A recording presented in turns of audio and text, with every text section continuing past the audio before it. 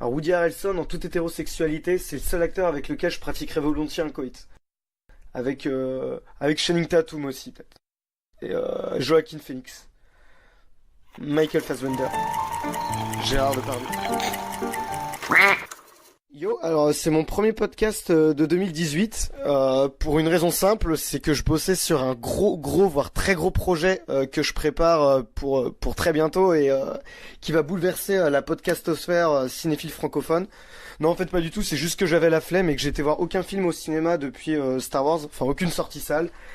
Et donc j'ai été voir le fameux Three Billboards, les panneaux de la vengeance. Donc c'est un film que j'attendais pas mal puisqu'il est fait par le réalisateur de Bon baiser de Bruges. C'est un film qui m'avait beaucoup plu, qui jouait avec les registres, qui était aussi bon dans la comédie que dans le drame avec des acteurs que j'aime beaucoup. Et donc là sur Two Billboards il y avait pas mal de hype et je crois qu'il fait un bon succès en salle parce que il a raflé 2-3 trucs aux Golden Globes. Pour les Oscars c'est aussi un film qui est bien parti. Le pitch du film c'est pour faire très simple et sans spoiler.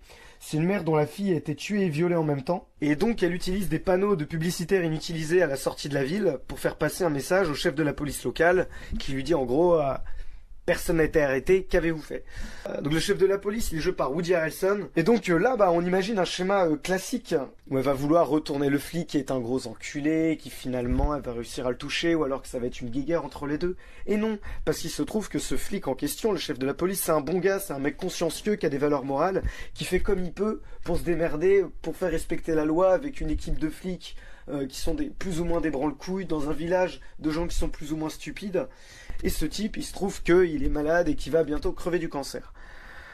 Donc voilà, c'est une ambiance en fait qui m'a beaucoup fait penser, qui a fait penser à tout le monde, à celle de Fargo des frères Cohen, avec voilà ces idiots magnifiques, cette ville reclus, où en fait l'histoire est qu'un prétexte pour développer des personnages et des sous-intrigues un petit peu dans tous les sens.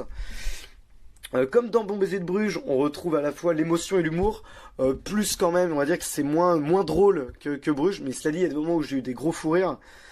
On est dans une gestion des registres que je trouve vraiment maîtrisée, parce que vu le thème du film, on parle quand même d'une mère dont la fille a été tuée, violée, et dont le coupable, il y a des chances que ce soit quelqu'un du village ou quelqu'un qui y soit passé en tout cas.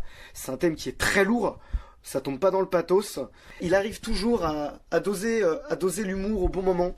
Il y a une scène par exemple dans le commissariat qui est hilarante où il y a la mère qui se ramène, donc le personnage qu'on suit, la mère de la fille, au caractère bien trempé, qui se ramène dans le commissariat et je sais plus, elle s'adresse à un des flics. Je sais plus ce que ça donne en anglais, mais c'est quelque chose comme "Eh toi le branle-couille, écoute-moi." Il commence à lui répondre et t'as un de ses supérieurs qui dit "Non mais mec, te laisse pas parler comme ça." Et en fait c'est super drôle. Enfin là quand je le raconte c'est pas drôle, mais dans le film c'est vraiment drôle. Ou une autre scène où elle vient péter un câble dans le commissariat avec la musique, c'est Chiquita. Je parle pas du chef-d'œuvre de Jul, mais de la chanson potable de je sais plus comment ça s'appelle, Abba, je crois. Pareil, où c'est une scène qui est, il y a une voix off et où on entend une lettre écrite par un personnage. C'est un moment qui est touchant et en même temps tu vois le personnage péter les plombs, péter la gueule à quelqu'un et faire quelque chose d'horrible. Et que c'est musique un peu hors sujet. Et c'est très bien mis en scène et en même temps c'est beau, voilà, c'est une espèce de mélange que j'ai même du mal à identifier, mais c'est surprenant en tout cas, c'est nouveau et c'est vraiment maîtrisé. Donc voilà, cette histoire c'est vraiment un prétexte en fait pour montrer toute cette galerie de personnages drôles et touchants. Même les pires connards, même les pires enculés du film finalement ils finissent par être touchants. C'est vraiment quelque chose de très humain.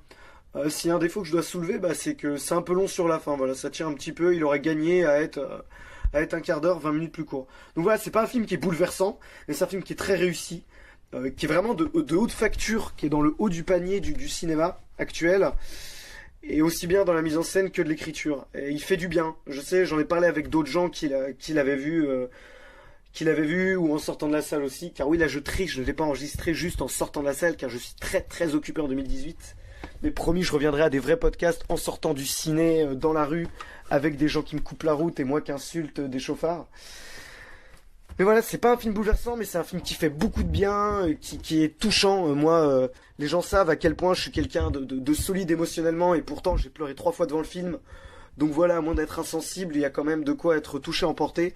Et voilà, pour l'émotion, pour l'humour, pour la qualité de la mise en scène, pour l'originalité du traitement, allez voir ce film, il est encore en salle, c'est cool.